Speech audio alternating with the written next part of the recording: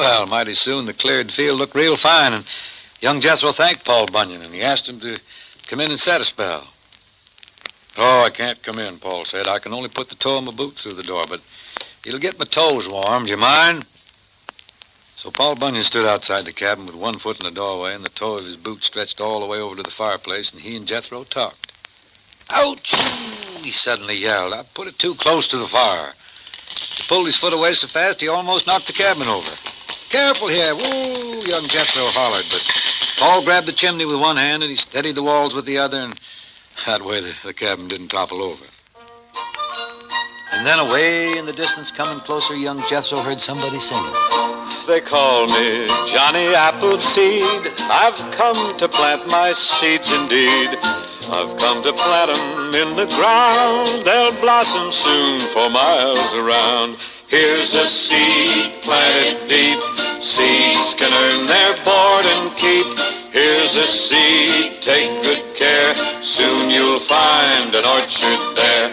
An apple tree's a sheer delight. In spring it's like a cloud of white. In summer it's a cloud of green. Its shade'll make you feel serene. Here's a seed planted deep. Seeds can earn their board and keep. Here's a seed, take good care. Soon you'll find an orchard there.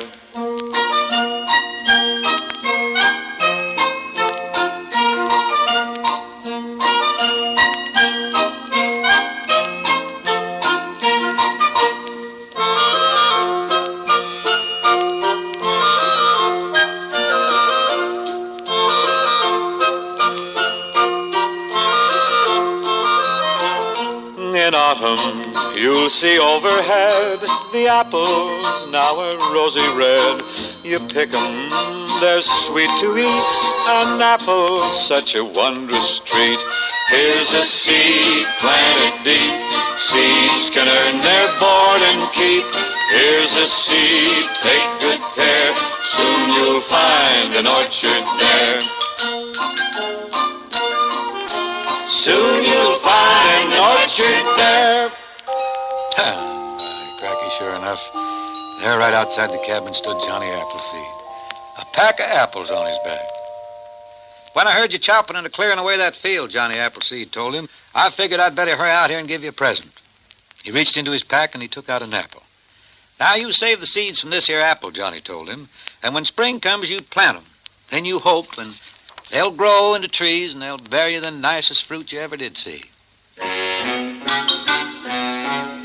Just then, from outside the cabin, they heard somebody cry, Hey there! Anybody inside? Who is it? Young Jethro asked as he hurried to the door, crawled over the toe of Paul Bunyan's boot, and went outside.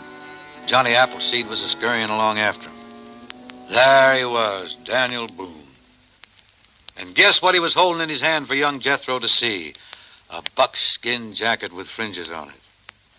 Well, Dan'l Boone explained how he thought young Jethro was about the best frontiersman he'd ever heard tell of. Why, clearing away all that land like that, taking care of the cabin all by himself, and, well, he just had to bring him a buckskin jacket like the one he used to wear when he was a boy. I hope it fits, he said. It's kind of a magical shirt. Gives you courage. I'll try it on right away, young Jethro said. Well, it fit him just perfect. And Dan'l Boone was right. It sure did give him courage. Just like Paul Bunyan had given him strength, and Johnny Appleseed had given him hope. Oh, boy, look how it fits, he shouted happily. Well, it pleased all of them. Paul Bunyan, Dan'l Boone, and Johnny Appleseed. It pleased him mightily to see young Jethro in that jacket. Of course, it pleased Dan'l Boone so much that he told Jethro the story of one of his great adventures. It went like this.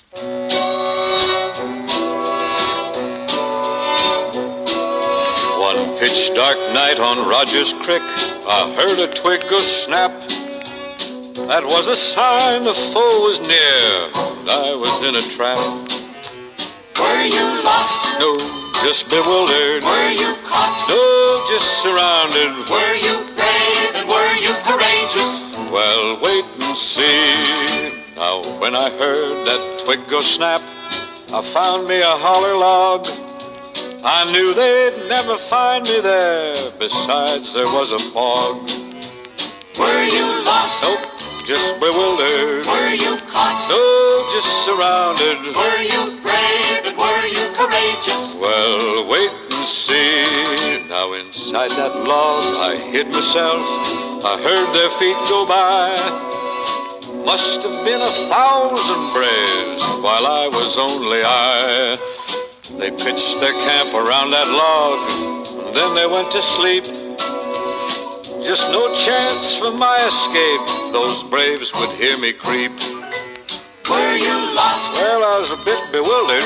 Were you caught? No, just surrounded. Were you brave and were you courageous? Well, wait and see. Now there was a mouse inside that log. That mouse began to squeak. Old Indian gave that log a kick and he rolled it in the creek. Well, I clumb outside and I swum ashore. Thus I got away. Those Indians never saw me once. That's why I'm here today. Was I lost? No, just bewildered. Was I caught? No, just surrounded. Was I brave and was I courageous? Well, What happened to the mouse? well, that wasn't no mouse, that was me. And that's what you call escaping by a narrow squeak. Well, of course, young Jethro thought that was just a wonderful story. He was just about to tell one of his own. When he looked up and they were all gone. All he could see in the moonlight was a big, tall tree that looked like Paul Bunyan. A smaller tree that looked like Johnny Appleseed, and a real strong-looking tree with icicles on its branches that looked like Dan'l Boone. Next thing, it was Christmas morning, and young Jethro woke up to find himself lying on his bed in the loft of the cabin. He couldn't even remember how he got there. He felt his arm to see if he still had on the buckskin jacket. Instead, he felt the flannel nightgown that he always wore. Tried not to feel disappointed, and then he climbed down the birch pole ladder, and there by the fireplace was a little Christmas tree with some shiny doodads sparkling on it. And underneath the tree, there were 3 presents, all wrapped up in Tinsley paper. "Merry Christmas, son," his ma and pa said to him. "Merry Christmas to you," he said. "You sure were sleeping sound when we finally got through that snow last night," his pa said. "Like to never got here." Well, Jethro kept staring at those 3 presents under the tree. "Hey, how'd you like to open your presents?" his father said. The first was a long green package. He opened it very slowly. He could feel a handle, and he tore the paper away. It was an axe. It had a hickory handle, and the blade was gleaming. The second was a small package in blue. It felt like a ball, but when he tore the paper away, he found an apple, and it was rosy red. The third package was wrapped in red. He tore the package open, and there it was, a buckskin jacket. Buckskin jacket with fringes on it, too. Oh, young Jethro could hardly speak. He went to the window and he sneaked to look outside. The field was still there, with the trees still in need of chopping.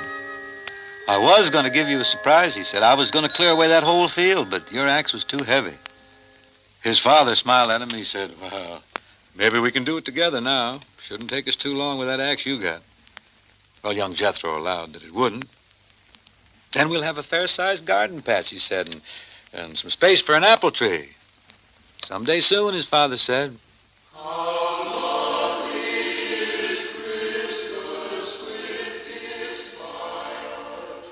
Well, his mother had Christmas breakfast ready. They all sat down together. They bowed their heads in prayer, but far in the distance, young Jethro thought he could hear voices singing on the wind. And then he looked up at his mother and his father, and he smiled.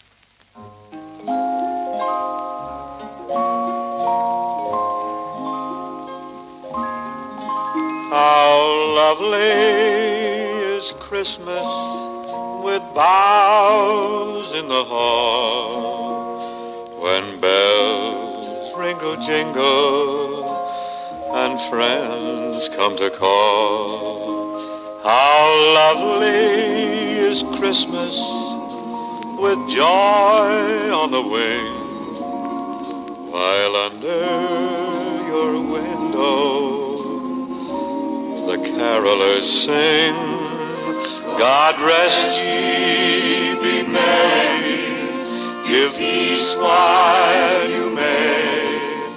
Remember the child who was born